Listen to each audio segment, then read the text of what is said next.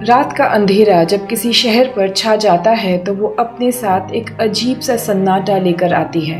लेकिन जब हम दुनिया के सबसे खूबसूरत और रोमांटिक शहरों की बात करते हैं तो इटली का रोम सबसे ऊपर नजर आता है। वहाँ की जगमगाती सड़कें, प्राचीन इमारतें और ऐशो आराम की जिंदगी हर किसी का सपना होती है। मगर उन्हीं चमकती रोशनियों के ठीक पीछे एक ऐसी अंधेरी और सड़ी हुई दुनिया बसती थी जहां मौत रोटी से भी सस्ती हो चुकी थी।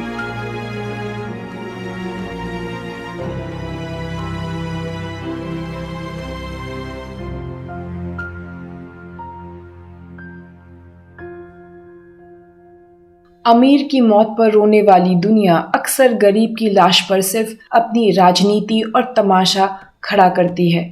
दूसरे विश्व युद्ध के बाद का रोम एक ऐसी ही जगह बन चुका था जहां गरीबी, भूखमरी और अपराध अपने चरम पर थे।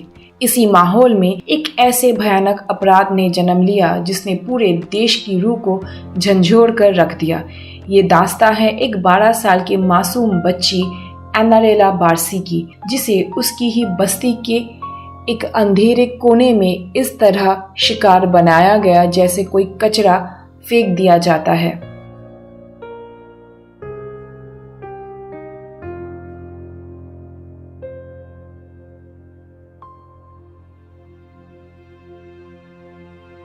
जिसे उसकी ही बस्ती के एक अंधेरे कोने में शिकार बनाया गया। इस मौत ने न सिर्फ एक कातिल की दरिंदगी को सामने लाया बल्कि पूरे सिस्टम, मीडिया और समाज के उस नंगे सच को उजागर किया जहां गरीबी को ही सबसे बड़ा गुनाह मान लिया जाता है।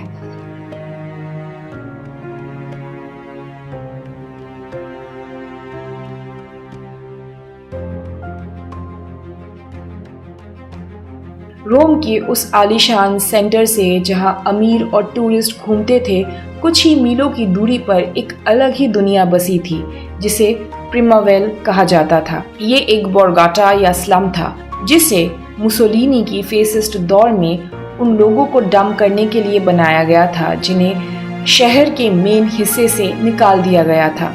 1950s के दौर में प्रिमावेल किसी नरक से कम नहीं था, जहां न पक्की सड़कें थी, न स्ट्रीट लाइट्स थी और न ही घरों में पीने का पानी था। बारिश के दिनों में पूरी बस्ती कीचड़ के दलदल में बदल जाती थी और चोरी, जिस्म फरोशी और हिंसा यहाँ की आम जिंदगी का हिस्सा बन चुके थे।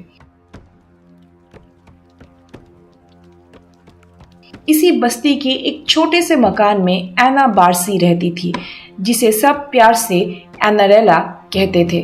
बड़ी बड़ी आंखों और मासूम चेहरे वाली एनारेला के बाल काले थे और उसके चेहरे पर हमेशा एक अजीब सी उदासी रहती थी। उसकी माँ रोजेटा अपने बच्चों का पेट भरने के लिए दिन रात मजदूरी करती थी क्योंकि उसका पति उन्हें छोड़कर जा चुका था। बस्ती में अफवाहें थी कि मजबूरी में रोजेटा को ब्लैक मार्केट और दूसरे गलत कामों का सहारा लेना पड़ता था।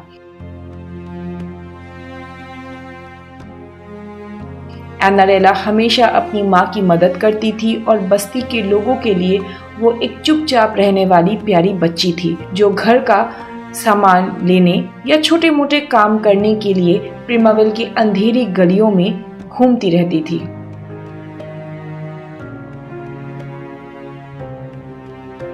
सर्दियों के दिन थे और 18 फरवरी 1950 को रोम में बड़ी ठंड के साथ घना कोहरा छा गया था।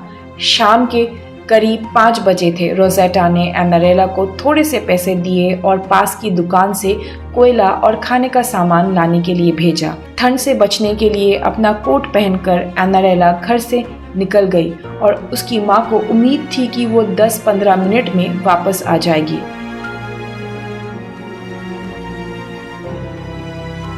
लेकिन वक्त गुजरता गया और अंधेरा गहरा होने लगा। बस्ती की गलियों में सन्नाटा छा गया, पर एनारेला वापस नहीं लौटी। रोजेटा ने घबराकर आस पड़ोस और दुकानदारों से पूछा, जिसने बताया कि बच्ची सामान लेकर कब की निकल चुकी थी। परेशान माँ ने रोते हुए आवाज में प्रिमावेल की सुनसान गलियों में अपनी बच्ची को बहुत पुकारा। मगर जवाब में सिर्फ ठंडी हवा और कुत्तों के भौंकने की आवाज आई। जब रोजेटा ने पुलिस स्टेशन जाकर मदद मांगी तो वहां उन्हें वही रवैया मिला जो अक्सर एक गरीब को देखने को मिलता है। पुलिस ने उसकी रिपोर्ट को बिल्कुल सीरियसली नहीं लिया और ये कहकर टाल दिया कि गरीब की बच्ची है, कहीं भटक गई होगी या किसी के साथ चली गई होगी और सुबह तक वापस आ जाएगी। दिन और हफ्ते बीत गए पर एनारेला का कहीं कोई पता नहीं चला।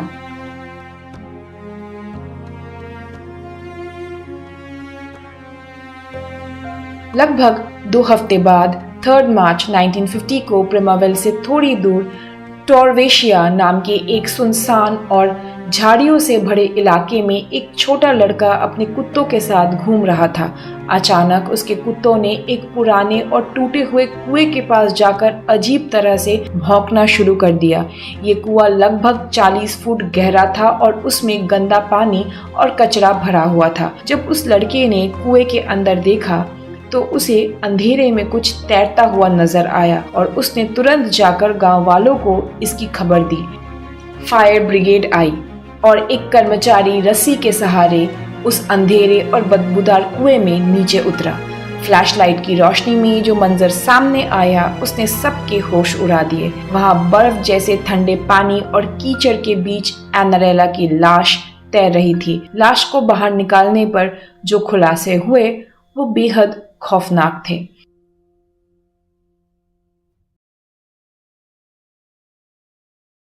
ऑटोप्सी रिपोर्ट से पता चला कि एनारेला के सर पर किसी भारी ब्लंट वेपन जैसे लोहे की रॉड या पत्थर से बहुत जोरदार वार किया गया था, जिससे उसकी खोपड़ी फट गई थी। उसकी उंगलियों के नाखून टूटे हुए थे और उनमें मिट्टी भरी हुई थी, जो इस बात का सबूत थी कि उसने कातिल से बचने के लिए पूरी ताकत से संघर्ष किया था। सबसे दर्दनाक खुलासा ये था कि जब उसे उस 40 फुट गहरे कुएं में फेंका गया तब वो पूरी तरह मरी नहीं थी, बल्कि सिर्फ बेहोश हुई थी और उस अंधेरे ठंडे पानी में डूबने की वजह से उसकी सांसें टूटी थी।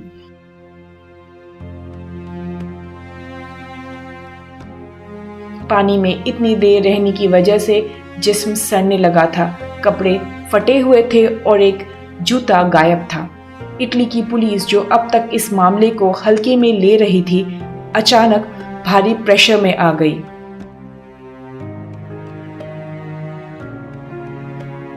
क्योंकि ये मर्डर अब पूरे रोम का सबसे बड़ा सेंसेशन बन चुका था। पब्लिक और मीडिया का गुस्सा देखकर पुलिस ने जल्दबाजी में कातिल की तलाश शुरू की ताकि आक्रोश को शांत किया जा सके। बस्ती वालों ने बताया कि एनारेला बेहद शर्मीली थी और किसी अनजान के साथ कभी नहीं जा सकती थी। इसका मतलब कातिल कोई जानने वाला ही था। जल्दी पुलिस की नज़र लियोनेल एगिडी पर पड़ी, जिसे लोग इल बियोंडियो द ब्लॉन्ड कहते थे। एगिडी एक 26 साल का हैंडसम और ताकतवर आदमी था, जिसकी आंखें नीली और बाल सुनहरे थे। शादीशुदा होने के बावजूद बस्ती में उसका कैरेक्टर बेहद खराब था और उस पर पहले भी छोटी बच्चियों और औरतों के साथ बदतमीजी करने के आरोप थे।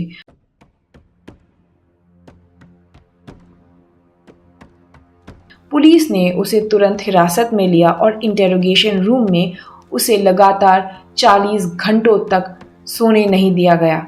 ब्राइट लाइट्स और फिजिकल टॉर्चर के आगे टूटकर तीसरे दिन एगिडी ने अपने जुर्म को कबूल कर लिया।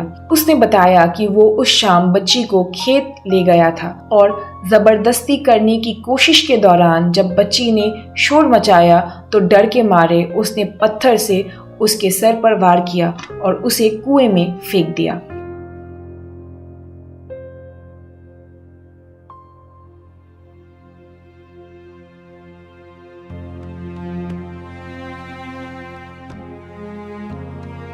पुलिस ने राहत की सांस ली और मीडिया ने उसे द मॉन्स्टर ऑफ प्रिमावेल घोषित कर दिया।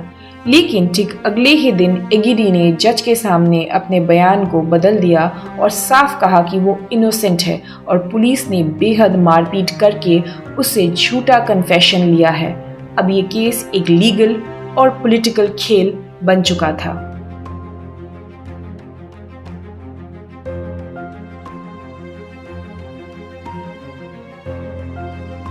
एगिडी के बयान बदलते ही रोम का मीडिया दो हिस्सों में बंट गया और यहाँ से शुरू हुआ विक्टिम ब्लेमिंग का एक घिनौना दौर। रोम के अमीर और एलीट क्लास के जर्नलिस्ट को ये बात हजम नहीं हो रही थी कि उनके खूबसूरत शहर में ऐसी गरीबी या ऐसा मर्डर हो सकता है। इसीलिए उन्होंने इस सारी दरिंदगी का जिम्मेदार एनारेला की मां रोजेटा को ठहराना शुरू कर दिया। अखबारों में रोजेटा की मां का कैरेक्टर असैसिनेशन शुरू हुआ और उसकी प्राइवेट लाइफ का मजाक उड़ाया गया। यहाँ तक कि लिखा गया कि वो एक बुरी मां थी जिसने बच्चे की परवरिश ठीक से नहीं की थी। कुछ राइट विंग न्यूज़पेपर्स ने तो यहाँ तक दावा कर दिया कि एनारेला अपनी पारिवारिक जिंदगी से परेशान थी और उसने खुदकुशी की थी।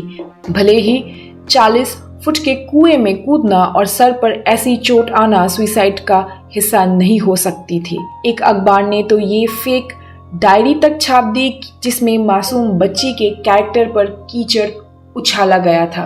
दूसरी तरफ कम्युनिस्ट पार्टी और लेफ्ट विंग अखबार रोजेटा के सपोर्ट में खड़े थे, जिनका मानना था कि वो एक बेसहारा मां है जिसे सिस्टम ने फेल किया है। इस सारी राजनीति के बीच उस मासूम बच्ची के साथ हुआ ब्रूटल अपराध और इंसाफ कहीं पीछे छूट गया।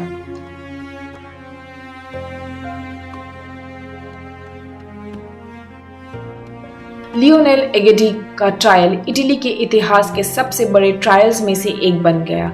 अदालत के बाहर हजारों लोगों की भीड़ जमा हुई। प्रोसिक्यूशन के पास उसके पुराने कन्फेशन के अलावा कोई सॉलिड फोरेंसिक या डीएनए एविडेंस नहीं था और डिफेंस लॉयर्स ने ये साबित कर दिया कि बयान डंडे के जोर पर लिया गया था। नतीजा 1952 के पहले ट्रायल में सबूत की कमी के आधार पर एगिडी को बरी कर दिया गया। हालांकि पब्लिक प्रेशर के चलते 1955 में मामला दोबारा अपील में गया। इस बार नए जज ने एगिडी के क्रिमिनल पास्ट और बदलते बयानों को देखते हुए उसे दोषी करार दिया और 26 साल की कैद सुनाई। मगर ये फैसला भी आखिरी नहीं था। एगिडी के लॉयर सुप्रीम कोर्ट गए और वहां से प्रोसेस में टेक्निकल गलतियां निकालकर इस फैसले को रद्द करवा दिया गया। आखिरकार 1957 में फ्लोरेंस की अदालत में हुए आखिरी ट्रायल ने सारे पुराने सबूतों को नकार दिया और ऑफिशियली घोषित कर दिया कि लियोनेल एगिडी पूरी तरह निर्दोष है। एगिडी अपनी पत्नी के साथ अदालत से मुस्कुराता हुआ बाहर निकल गया और रोजेटा उसी प्रिमावेल की टूटी हुई गलियों में वापस लौट आई, जहां ना उसकी बच्ची वापस आने वाली थी, ना ही कानून से कोई उम्मीद बची थी।